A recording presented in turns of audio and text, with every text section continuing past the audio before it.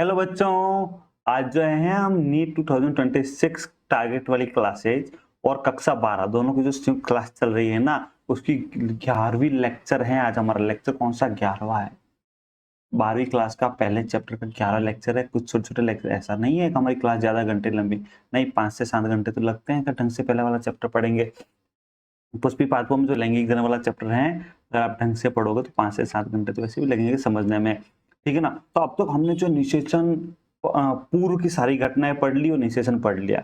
निषेचन तक सारा कुछ पढ़ लिया हमने। निषेचन से पहले पूल क्या होता है, इंट्रोडक्शन क्या होता है, परागकण कैसे आता है, दूसरी जाति का अगर परागकण, वर्ती का अगर परागकण कैसे बचता है, पराग स्त्री संकर्षण कैसे होता है, सब कुछ पढ़ लिया हमने। अब हम इंटरेस्टिंग चीज आगे भी पढ़ने वाले हैं। निषेचन हो गया। निषेचन के बाद क्या होता है?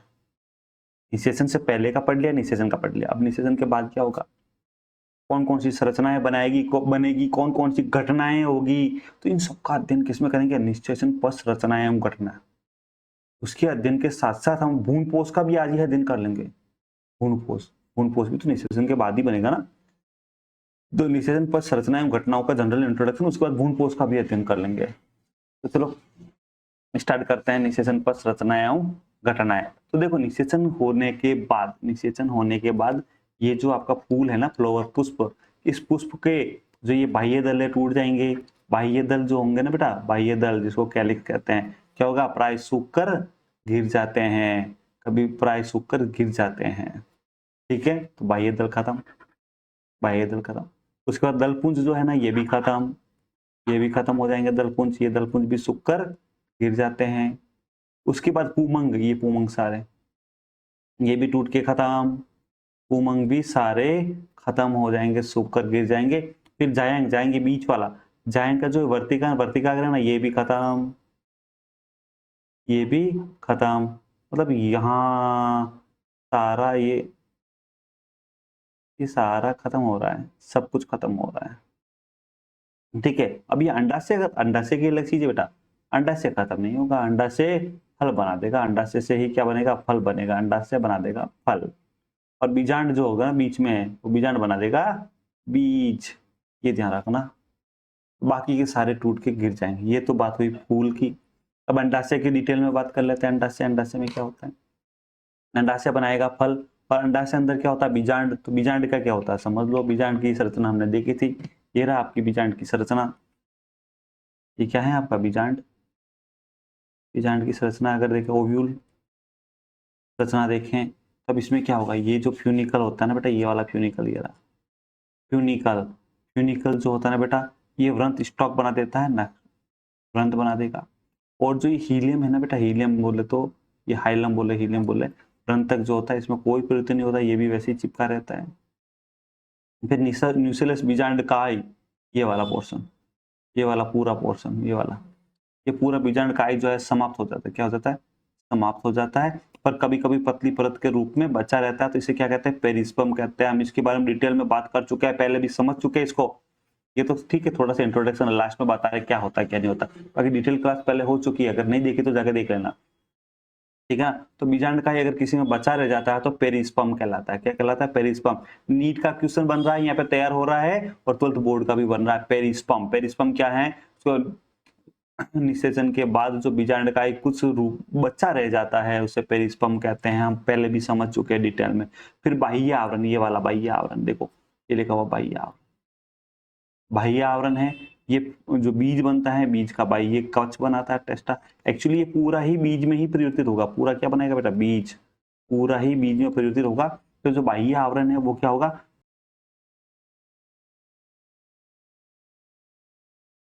बाह्य कवच बनाएगा बीज का, जिसे टेस्टा कहते हैं। जो अंदर वाला आवरण है, अंदर अंत आवरण, ये देखो, ये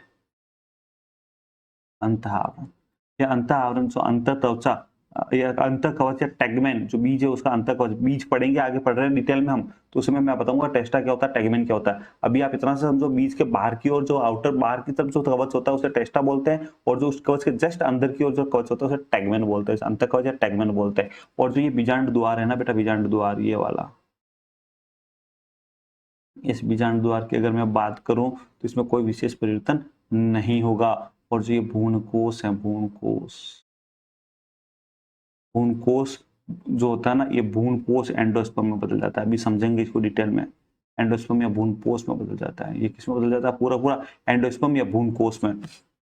अच्छा, इसकी जो सहायक कोशिका हमने देखे थे ना, यहाँ पर एक सेल, यहाँ पर 2 सहायक कोशिकाएं, ठीक है ना बेटा, यहाँ पर 2 सहायक कोशिकाएं, यहाँ पर एंटीपोडल सेल। तो जो सहायक कोशिका है ना बेटा, ये खत्म हो जाती है, सिनर्जिड सेल है, ये खत्म हो जाती है। और जो अंड सेल होती है ना, वो भ्रूण में अगुणित होती है, एन होती है, ये नर युग्मक के साथ फ्यूज हो जाएगी, वो भी एन होगा, और दोनों मिलाकर द्विगुणित भ्रूण का निर्माण कर देंगे। और जो ये एंटीपोडल सेल होती है ना बेटा, एंटीपोडल सेल बोले तो ये वाली, ये भी एंटीपोडल सेल है, ये खत्म हो जाती है।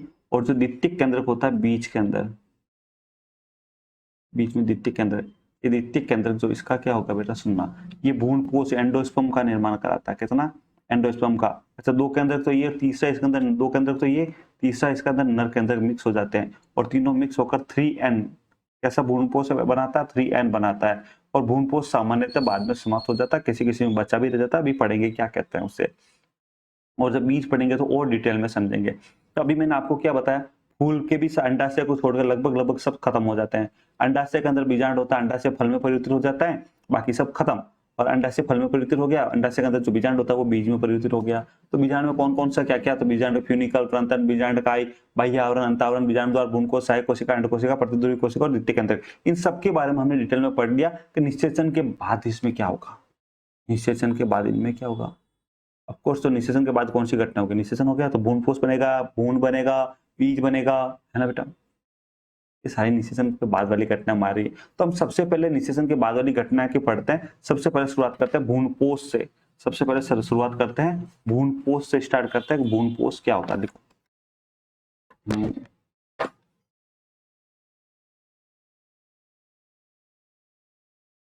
भ्रूणपोष, सबसे पहले निषेचन के बाद भ्रूणपोष ही बनता है बेटा, बाद में भ्रूण बनता है। क्योंकि भ्रूण को भोजन चाहिए, तो भोजन कौन देगा? भ्रूणपोष देगा, है ना। तो सबसे पहले क्या बनता है? भ्रूणपोष या एंडोस्पर्म। सबसे पहले भ्रूणपोष ही बनता है, ध्यान रखना, या एंडोस्पर्म, है ना। ये 3N होता है, हमने बात की थी, दो ध्रुवी केंद्रक होते हैं, उसमें एक नर केंद्रक का मिक्स होता है, और टोटल 3N भ्रूणपोष बनाता है। 3N भ्रूणपोष बनाता है। ये भ्रूणपोष क्या है? पोषक उत्तक है। क्या है बेटा? पोषक उत्तक है। भ्रूणपोष क्या है? पोषक उत्तक है, जो क्या करेगा? पोषक देने का काम करेगा। पोषक उत्तक है जो भ्रूण, लिख लो आप चाहो तो, भ्रूण के विकास तथा बीज के अंकुरण के समय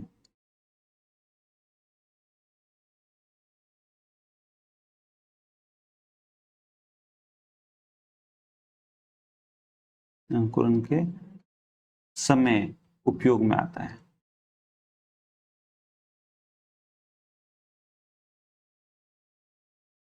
पाचन में बेटा कहाँ कहाँ उपयोग में आ रहा है? ठीक है, विकास। अब ये जो भ्रूणपोष है ना बेटा, भ्रूणपोष, ये भ्रूणपोष विकास के आधार पर 3 प्रकार का होता है। मतलब विकास मतलब इनका विकास कैसे होता है, बनता कैसे है? तो लिख लो, विकास के आधार पर भ्रूणपोष 3 प्रकार का होता है। विकास, अरे किसी का नाम विकास हो तो वो टेंशन ना ले, उसके आधार पर नहीं। विकास मतलब डेवलपमेंट है। विकास, विकास मोदी जी ने कहा था विकास होगा, हो गया। विकास के आधार पर किसके विकास हो गए हैं? विकास के आधार पर भ्रूणपोष 3 प्रकार का होता है।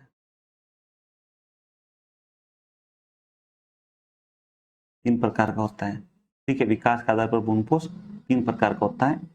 नंबर 1 केंद्रकीय, केंद्रकीय। देखो केंद्रकीय में क्या शब्द आ रहा है? केंद्रक मतलब इसमें बहुत सारे केंद्र होंगे। केंद्रकीय भ्रूणपोष,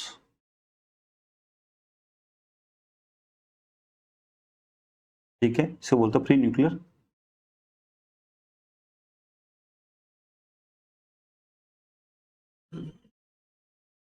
ये प्री न्यूक्लियर या प्री हटा दो, न्यूक्लियर एंडोस्पर्म लिख दो। Nuclear endosperm. नंबर 2 कोशिकीय भ्रूणपोष। देखो कोशिका शब्द आ रहा मतलब इसमें कोशिकाएं होंगी, कोशिकीय भ्रूणपोष।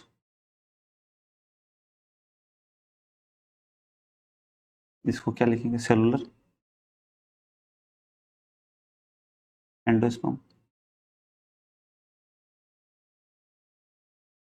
और नंबर 3 होगा हेलोबियल। ये इंपॉर्टेंट है बेटा, ध्यान रखना। हेलोबियल, इन तीनों की डिटेल पढ़ने वाले हैं अभी हम, संरचना सहित। हेलोबियल भ्रूणपोष,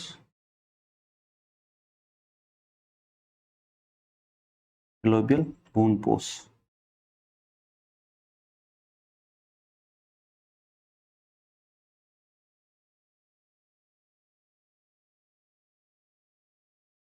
तीन प्रकार के भ्रूणपोष आपको इसमें देखने को मिलेंगे। कितने प्रकार के भ्रूणपोष देखने को मिलेंगे? 3 प्रकार के। किस आधार पर? विकास के आधार पर। कितने प्रकार के भ्रूणपोष देखने को मिलेंगे? 3 प्रकार के। अब ये भ्रूणपोष स्टार्ट करने से पहले मैं आपको एक छोटी सी चीज से समझा देता हूँ। देखो, विभाजन की बात करते हैं। विभाजन, विभाजन के अंदर या कोशिका विभाजन, पूरा सब लिख देते हैं, कोशिका विभाजन। कोई सी भी जो कोशिका विभाजन होगी ना, उसके अंदर हमें 2 घटनाएं देखने को मिलेगी। 2 घटना देखने को मिलेगी, एक कैरियोकाइनेसिस और दूसरी साइटोकाइनेसिस। कैरियोकाइनेसिस, इसको केंद्रक विभाजन कहते हैं, पर कैरियोकाइनेसिस शब्द ज्यादा फेमस है ना बेटा। कैरियोकाइनेसिस शब्द ज्यादा फेमस है, तो आप कैरियोकाइनेसिस शब्द ज्यादा याद रखें, साइटोकाइनेसिस शब्द ज्यादा याद रखें। कैरियोकाइनेसिस को केंद्रक विभाजन, समझ में आ रहा ना? केंद्रक विभाजन शब्द कम याद रखें, कैरियोकाइनेसिस शब्द ज्यादा फेमस है, केंद्रक विभाजन। और साइटोकाइनेसिस मतलब जीवद्रव्य विभाजन। साइटोकाइनेसिस शब्द ज्यादा फेमस है। हिंदी मीडियम वाले हिंदी में याद कर लेना, स्पेलिंग याद करना जरूरी थोड़ी है। जीवद्रव्य विभाजन, देखो इसको हिंदी में लिखो ऐसे, कैरियोकाइनेसिस,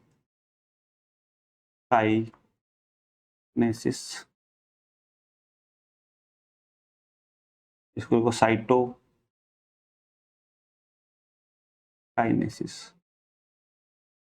ये काइनेसिस शब्द जब भी जहां भी आए वहां कोई ना कोई गति होती है, ध्यान रखना। काइनेसिस शब्द जहां भी आए वहां कोई ना कोई गति होती है। और कैरियो शब्द जो है, कैरियन, कैरियन मतलब न्यूक्लियस केंद्रक। कैरियन का मतलब होता है न्यूक्लियस केंद्रक। वहां से हमने कैरियन शब्द से हमने यहाँ पे कैरियो शब्द लिया। काइनेसिस का मतलब गति। तो केंद्रक में विभाजन होगा तो केंद्रक का एक केंद्रक से 2 केंद्रक बनेंगे, तो केंद्रक विभाजन को क्या बोलते हैं? कैरियोकाइनेसिस। साइटो मतलब साइटोप्लाज्म, जीवद्रव्य। काइनेसिस मतलब गति। जब साइटोप्लाज्म में गति होगी, साइटोप्लाज्म में विभाजन हो जाएगा, तो उसको बोलेंगे साइटोकाइनेसिस।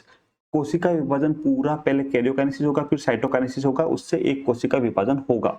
किसी भी कोशिका में पहले केंद्रक विभाजन होंगे, जैसे ये केंद्रक है, केंद्रक 1 से 2 केंद्रक बनाएंगे। कितने? 1 से 2 केंद्रक बनाएंगे, फिर दोनों के बीच में साइटोप्लाज्म का विभाजन हो जाएगा, जिससे 2 कोशिकाएं बनेगी। इस प्रकार कोशिका विभाजन होता है। अच्छा, एक चीज और समझ, चलो इस प्रकार से कोशिका विभाजन होता है। तो अब मैं अगर कैरियोकाइनेसिस कहूं या साइटोकाइनेसिस कहूं, आप समझ जाना, ठीक है। अब एक चीज और समझना, एक होता है समसूत्री विभाजन।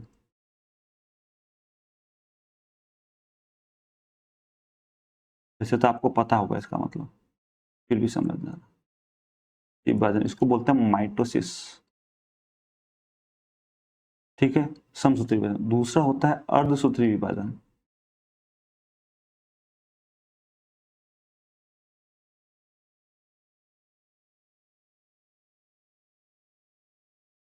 इसको बोलते हैं मियोसिस, ठीक है। समसूत्री विभाजन में जो गुणसूत्र होता है ना, उसकी संख्या आधी रह जाती है। क्या होती है? गुणसूत्रों की संख्या आधी रह जाती है। कितनी रह जाती है? आधी ही रह जाती है। तो समसूत्री विभाजन जो है, केवल नर व मादा युग्मक जब बनेंगे, नर व मादा युग्मक बनेंगे, वहां पर होगा। कहाँ होगा? चाहे नर व मादा युग्मक बनते समय वहीं होगा। नर व मादा युग्मक बनते समय समसूत्री विभाजन होगा, ताकि आधे गुणसूत्रों संख्या आधी, नर में भी संख्या आधी हो जाए, मादा में भी आधी हो जाए, और जब दोनों युग्मक मिलेंगे तो अपनी जाति के समान दोनों मिलाकर पूरी गुणसूत्रों संख्या हो जाए। तो अर्धसूत्री विभाजन किसी भी जाति में गुणसूत्रों की संख्या का निश्चितता बनाए रखने के लिए अर्धसूत्री विभाजन होता है, ठीक है ना। समसूत्री विभाजन में गुणसूत्रों की संख्या उतनी ही रहेगी, कोई चेंज नहीं होगा, क्योंकि वो उसको युग्मक बनाना ही नहीं है। तो तो जब युग्मक बने तो वही अर्धसूत्री विभाजन होगा, बाकी सब जगह में विभाजन कहता हूं, इसका मतलब है समसूत्री विभाजन। जब तक नर युग्मक नहीं बन रहे हैं, मेगा स्पोरोजेनेसिस नहीं हो रहा है और माइक्रो स्पोरोजेनेसिस नहीं हो रहा, नर युग्मक और मादा युग्मक नहीं बन रहे, तब तक अर्धसूत्री विभाजन नहीं होगा, तब तक नहीं होगा। सिर्फ नर युग्मक बनते समय और मादा युग्मक बनते समय अर्धसूत्री विभाजन एक जगह पर होता है, नर युग्मक बनते समय एक बार होगा और मादा युग्मक बनते समय भी एक बार होगा। बाकी सारे विभाजन समसूत्री विभाजन है। कल कमेंट आया था सर ये अर्धसूत्री समसूत्री विभाजन के बारे में जो कमेंट था आपका, उसका मैंने जवाब दे दिया है। आपका जो कमेंट था उसका मैंने जवाब दे दिया। तो अर्धसूत्री और समसूत्री विभाजन मतलब मैं जब भी अर्धसूत्री विभाजन नहीं कहूं और सिंपल कोशिका विभाजन कहूं, मतलब उसका है समसूत्री विभाजन। ध्यान रखना, बात समझ में आ गई। कैरियोकाइनेसिस समझ में आ गया, साइटोकाइनेसिस समझ में आ गया। आपके कमेंट का भी मैंने जवाब दे दिया। अर्धसूत्री विभाजन और समसूत्री विभाजन कहाँ का क्या होता है वो भी मैंने समझा दिया। अंग्रेजी में क्या कहते हैं, हिंदी में क्या कहते हैं, जो आपको कंफ्यूजन था, जो एक कमेंट था, उसका भी मैंने जवाब दे दिया। ठीक है ना बेटा।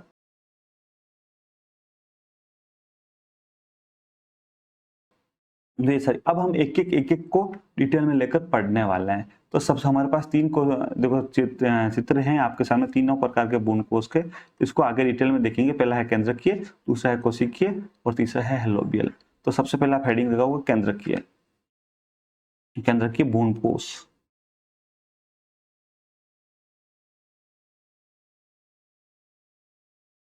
अब किसी भी कोशिका में केंद्रों की संख्या कैसे बढ़ेगी केंद्रकों की, आप बताओ।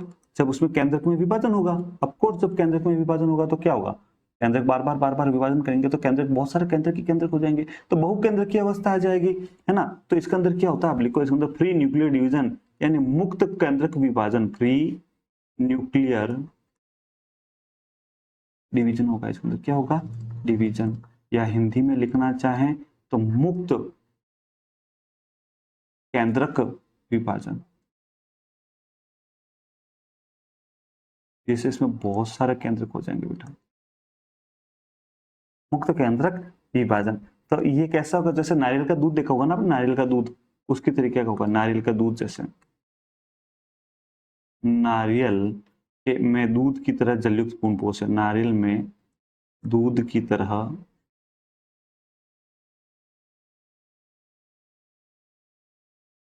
जलयुक्त पुंपोष है। देखो मैंने अभी आपको समझाया था ये भ्रूणपोष होता क्या, वो मैं आप समझ चुके हैं, है ना बेटा।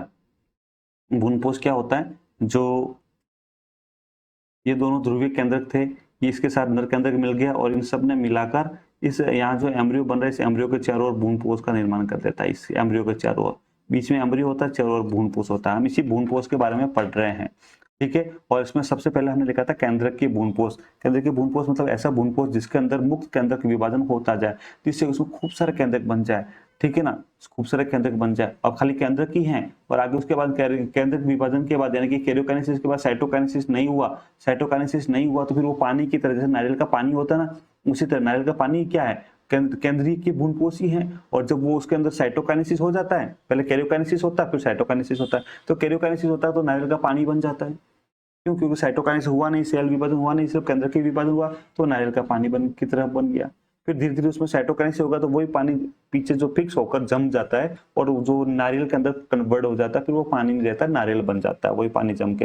वो तब नारियल बनेगा जब साइटोकाइनेसिस भी हो, कोशिका द्रव्य विभाजन भी हो, खाली केंद्र के विभाजन ना हो। जो आप पीते हो ना नारियल के पानी में, वो भ्रूणपोष ही पीते हो आप, वो भ्रूणपोष नारियल के बीज के लिए बनाया था वो ही पीते हो। लेकिन वो भी कैसा भ्रूणपोष पीते हो, केंद्र के भ्रूणपोष। और जो नारियल को आप खाते हो ना, वो कोशिकीय भ्रूणपोष है, ध्यान रखना। जब कोशिकीय द्रव्य विभाजन हो जाएगा तो जो कोशिका केंद्र के चारों कोशिका द्रव्य आ गया, कोशिका बन गई, तो फिर वो नारियल के अंदर कन्वर्ट हो जाएगा, नारियल की चटक के अंदर कन्वर्ट हो जाएगा। तो केंद्र के भ्रूणपोष में आप समझ में आइए, जलयुक्त भ्रूणपोष होता है। ये सामान्य प्रकार का भ्रूणपोष है, जो लिखो आप, ये सामान्य प्रकार का भ्रूणपोष है। कैसा, सामान्य प्रकार का, सामान्य भ्रूणपोष है। और ये कहाँ पाया जाता है, इसका एग्जाम्पल लिखना चाहो आप तो ये आवर्त बीजी की पोलीपेटेली, कौन सी पेटेली, पोलीपेटेली, पोलीपेटेली वर्ग के अंदर मिलता है। वह एक बीजपत्री पादपों मिलता है, वह या और, इसका मतलब होता है एंड और, एक बीजपत्री पादप।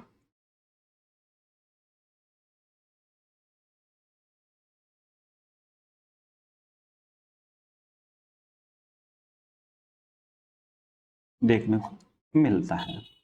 ठीक है, अब नंबर 2 लगाते हैं। अब नंबर केंद्र की भ्रूणपोष हो गया, अब नंबर 2 लगाते हैं। नंबर 2 कौन सा था? कोशिकीय भ्रूणपोष।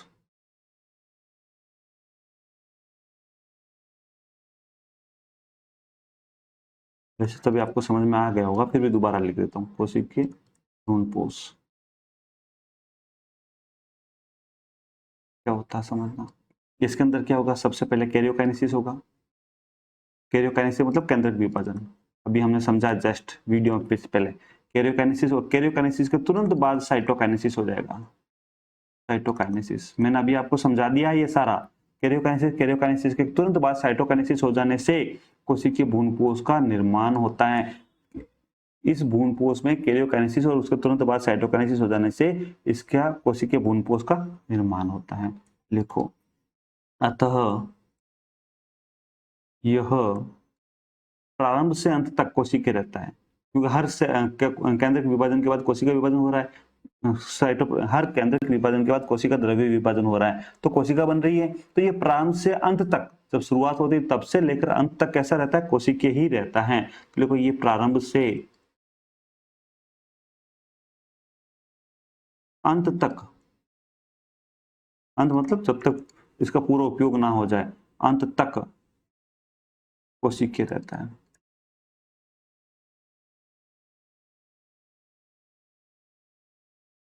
रहता है, ठीक है।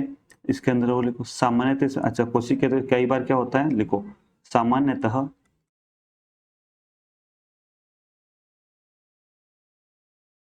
इस प्रकार के भ्रूणपोष में चुस्कांग, इस प्रकार के भ्रूणपोष में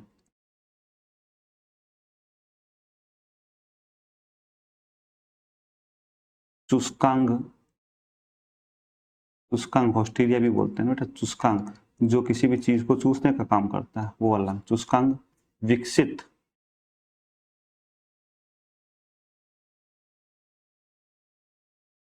हो जाते हैं, हो जाते हैं, हो जाते हैं। इस प्रकार भ्रूणपोष ये चूसकांग क्या करते हैं? भ्रूणपोष से भोजन चूस चूस कर जो एम्ब्रियो है उसको देते रहते हैं। भ्रूणपोष से जो भ्रूणपोष चूंकि कोशिकीय है तो उसे भोजन चूस चूस के एम्ब्रियो को देते रहते हैं चूसकांग। इस प्रकार के भ्रूणपोष कहाँ मिलेंगे? तो ये भी गेमोपेटेली के अंदर मिलेंगे। इसका एग्जाम्पल कहाँ है? गेमोपेटेली के वर्ग के सदस्य में, गेमोपेटेली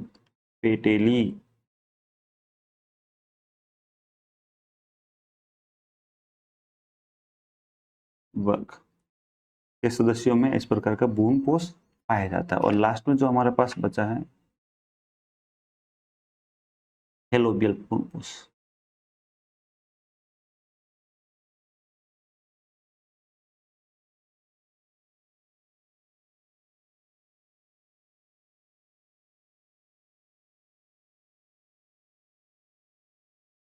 देखो, ये बहुत इंपॉर्टेंट है, बहुत इंटरेस्टिंग है, बहुत ही इंपॉर्टेंट है एग्जाम की दृष्टि से, चाहे नीट हो, चाहे आरबीएससी हो, चाहे सीबीएसई हो, चाहे किसी का भी आप एग्जाम दे रहे हो, ये बहुत इंपॉर्टेंट है। देखो इसमें लिखो, ये मिक्स है दोनों का, दोनों का मिक्स है, लिख दो दोनों का मिक्स है। दोनों कौन सा? केंद्रकीय व कोशिकीय, दोनों का मिक्स है, ये दोनों का मिक्स है, दोनों का मिला जुला रूप है नहीं, है ना।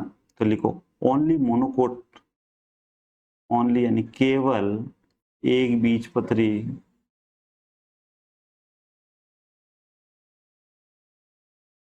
एक बीजपत्री के हेलोबियल, हेलोबियल गण सॉरी गण में पाया जाता है। ठीक है, इसलिए इसका नाम क्या है? इसलिए इसका नाम भी रख दिया हेलोबियल भ्रूणपोष रख दिया है ना। इसमें क्या होगा समझना, प्राइमरी एंडोस्पर्म सेल,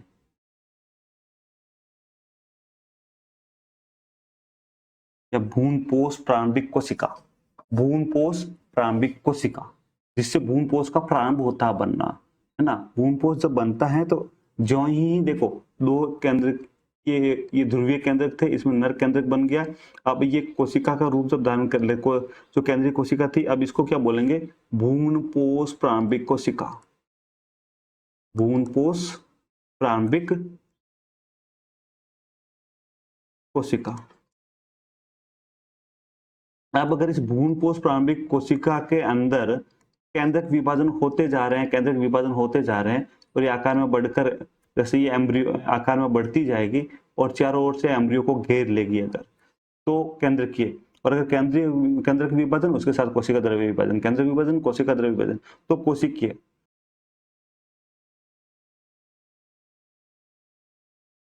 और अब जो थैलोपियल भ्रूणपोष है इसमें क्या होगा कि इस कोशिका के अंदर विभाजन होगा और दो कोशिका बनेगी, एक से क्या हुई, एक से दो कोशिका बनेगी, और एक कोशिका, दोनों दो कोशिका बनेगी और फर्स्ट डिवीजन के बाद एक कोशिका क्या करेगी, माइक्रोपाइल एंड की ओर रहेगी और दूसरा दूसरे एंड की ओर चली जाएगी। ठीक है, एक एक की ओर रहेगी, दूसरी दूसरी ओर चली जाएगी, और बीच के अंदर एक, जैसे ये है, ये पूरा इसके अंदर विभाजन हुआ इस कोशिका में, एक ऊपर की ओर चली गई, ये दूसरी इधर आ गई और बीच, यहाँ बीच में से खत्म, और बीच के अंदर ऐसे पट बन जाएगा, मध्य में एक अनुप्रस्थ भित्ति बन जाती है, जिससे एक चैम्बर ऊपर की ओर, एक चैम्बर नीचे की ओर बन जाएगा। ठीक है, तो जो ऊपर की ओर जो निभागी वाला सिरा जो है, निभागी की तरफ वाला जो सिरा है, और दूसरा बीजांड द्वार वाला सिरा हो जाएगा। बीजांड द्वार की तरफ क्या होगा, एम्ब्रियो होगा, बीजांड द्वार वाला सिरा हो जाएगा। निभाग की ओर कुछ नहीं होगा, बीजांड द्वार होगा, दूसरा बीजांड द्वार की ओर क्या होगा, एम्ब्रियो होगा। तो इन दोनों के मध्य क्या बन गई, एक भित्ति बन गई। ठीक है, चलो आप लिख भी लो, आप समझते जाओ, लिखते जाओ। दोनों के मध्य इसमें डिवीजन, विभाजन हो गया, विभाजन हो गया, केंद्र दोनों सिरे पर पहुंच गए, और दोनों के दोनों केंद्र के मध्य में दोनों सिरे पर पहुंच जाएंगे। केंद्रक विभाजन होने से केंद्रक दोनों तरफ पहुंच गए, और मध्य के अंदर क्या हो जाएगा, तो मध्य में एक अनुप्रस्थ भित्ति का निर्माण हो जाएगा। मध्य में एक अनुप्रस्थ भित्ति बन गई, एक दोनों के मध्य में एक अनुप्रस्थ भित्ति, केंद्र के अंदर डिवीजन हुआ, विभाजन हुआ, जिससे दोनों दोनों किनारे की ओर चले गए, उसके मध्य के अंदर एक भित्ति का निर्माण हो गया। ठीक है, अब जो निभागी वाला प्रकोष्ठ वाला जो केंद्रक है, या जो कोशिका का केंद्र, इसके अंदर क्या होगा, निभागी वाले के अंदर तो केंद्र की विभाजन होगा, और जो बीजांड द्वार वाला प्रकोष्ठ है, इसके अंदर केंद्रक विभाजन के साथ भित्ति का निर्माण भी होता जाएगा। ठीक है, तो देखो समझना, ये निभागी वाला भाग है, यहाँ पर कैसे होगा, मुक्त केंद्र की विभाजन होगा। यहाँ लिख देता हूँ, यहाँ समझ आएगा। बीच में ये अनुप्रस्थ भित्ति बन गई, ये निभागी वाला भाग है।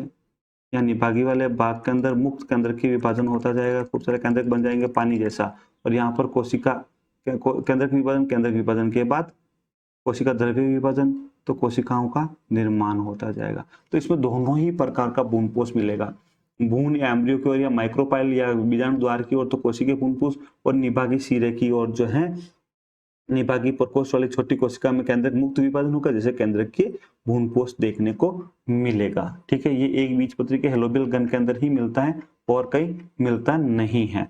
ठीक है, अब हम कुछ नोट्स लिखेंगे, कुछ इंपॉर्टेंट नोट लिखेंगे, फिर हम आपको समझ आते हैं वापस। हाँ, नोट्स लिखते हैं, तो एक बार इसको रिवीजन समझ लेते हैं, एक बार पूरा समझ है, नोट्स बाद में लिखते हैं थोड़ा सा। समझो बेटा, देखो भ्रूणपोष 3 प्रकार के होते हैं, कि नंबर 1 केंद्रकीय, एक है केंद्रकीय, इसके अंदर क्या था, भ्रूण, जो ये कोशिका है भ्रूणपोष केंद्रक कोशिका, इसके अंदर जो नर केंद्रक मिक्स हुआ और ये भ्रूणपोष प्रारंभिक कोशिका बना दिया। क्या बनाई, प्रारंभिक भ्रूणपोष कोशिका, प्रारंभिक भ्रूणपोष कोशिका बन गई। प्रारंभिक भ्रूणपोष कोशिका, प्रारंभिक भ्रूणपोष कोशिका के अंदर सबसे पहले क्या हुआ, मुक्त केंद्र की वजह, इसके केंद्रक में बार बार विभाजन हो रहा था, इसलिए इसमें खूब सारे केंद्रक बन गए, और बीच में ये बड़ी बड़ी रिक्तिका बन गई। क्या है ये रिक्तिका है, रिक्तिका बन गई। इस प्रकार का भ्रूणपोष कहलाता मुक्त केंद्र की विभाजन, या केंद्र की भ्रूणपोष क्या कहलाता है, इस प्रकार का केंद्र की, ए नंबर वाला केंद्र की। अब इस बी वाले के अंदर क्या हो रहा है, देखो, केंद्रक विभाजन, केंद्रक विभाजन के तुरंत बाद कोशिका द्रव्य विभाजन, फिर केंद्रक विभाजन, कोशिका द्रव्य विभाजन, केंद्रक विभाजन, कोशिका द्रव्य विभाजन, कोशिका द्रव्य विभाजन, केंद्रक विभाजन, तुरंत कोशिका द्रव्य विभाजन। और भ्रूण जो है यहाँ पर है, ये रहा युग्मनज भ्रूण, ये रहा, इसका भ्रूण ये रहा यहाँ पर, और इसका भ्रूण ये युग्मनज से ही तो भ्रूण बनता है, युग्मनज से ही भ्रूण बनता है, तो ये भ्रूण यहाँ रहा, तो ये कोशिकीय भ्रूणपोष बन गया है। और जो तीसरा जो हेलोबियल के अंदर क्या होगा, युग्मनज युग्मनज की ओर तो कोशिकीय बन गया, और जो दूसरा निभागी वाला हिस्सा यहाँ पर मुक्त केंद्र की विभाजन हो गया, तो यहाँ पर केंद्रकीय, ये केंद्रकीय प्रकार का भ्रूणपोष बन गया, यहाँ कोशिकीय प्रकार का भ्रूणपोष बन गया, दोनों ही मिक्स बन गया, तो इसे बोलेंगे हेलोबियल प्रकार का भ्रूणपोष। इस प्रकार भ्रूणपोष 3 प्रकार के होते हैं। अब हमें कुछ नोट्स लिखने हैं, कुछ इंपॉर्टेंट नोट लगाना है। नोट कौन सा? 1000 वाला नोट लगाओगे क्या? आता ही चलता ही नहीं है, बंद हो गया। 2000 का भी बंद हो गया है ना। तो लिखो नोट, अपने तो सिंपल कॉपी में नोट लगाना, 1000 वाला नोट नहीं, नोट लगाओ है ना। कुछ इंपॉर्टेंट चीज लिखाता हूँ मैं आपको। बीज निर्माण होते समय संपूर्ण भ्रूणपोष का यूज हो जाता है। तो ऐसे बीज जिसके निर्माण के समय अगर संपूर्ण भ्रूणपोष का ही उपयोग हो जाता है तो उसे अभ्रूणपोषी बीज कहते हैं। हालांकि इसका डिटेल हम देखेंगे कब, अब अगले लेक्चर में बीज पढ़ेंगे, अभ्रूणपोषी बीज। बीज बनते समय संपूर्ण भ्रूणपोष का ही यूज हो जाए तो इसे अभ्रूणपोषी बीज कहते हैं। ठीक है, जैसे चना है, मटर है आदि के अंदर, चना है, मटर है आदि। ठीक है। दूसरा, अगर बीज बनते समय कुछ भ्रूणपोष बचा रह जाए, कुछ भ्रूणपोष बचा रह जाए तो उसे भ्रूणपोषी बीज कहते हैं। क्या कहते हैं? भ्रूणपोषी बीज कहते हैं। डिटेल पढ़ेंगे बीज के समय, अब तो आप सिर्फ इंट्रोडक्शन ले लीजिए। भ्रूणपोषी बीज कहते हैं, जैसे गेहूं वगैरह के अंदर। बात समझ में आई क्या? ठीक है, तो ये कुछ हमने इंपॉर्टेंट चीजें देखी थी। अच्छा, ये आपका एम्ब्रियो डेवलपमेंट है, एम्ब्रियो कैसे बनता है ये अगले लेक्चर के अंदर पढ़ने वाला है, यहाँ बीच में डाल दिया है, लेकिन हम यहाँ नहीं पढ़ेंगे, इसको पढ़ेंगे अगले लेक्चर के अंदर, बहुत ही इंटरेस्ट के साथ पढ़ने वाले हैं। ठीक है, तो आप समझो, भ्रूणपोष हमने पढ़ लिया, निषेचन पक्ष घटनाएं पढ़ ली। अब भ्रूणपोष के बाद क्या बनेगा? भ्रूण बनेगा ना, तो अब अगले लेक्चर में क्या आएगा? भ्रूण आएगा। और भ्रूण बनेगा, कैसे बनेगा, भ्रूण का विकास कैसे होगा, द्विबीजपत्री भ्रूण कैसे बनेगा, एक बीजपत्री में भ्रूण कैसे बनेगा, वो पढ़ेंगे अगली क्लास के अंदर। तब तक आप चैनल को सब्सक्राइब कर दो, वीडियो को लाइक कर दो और अपने दोस्तों के साथ शेयर कर दो, ताकि आपको जल्दी से जल्दी अच्छी से अच्छी क्लासें मिलती रहें। ठीक है, मिलते हैं अगली क्लास में।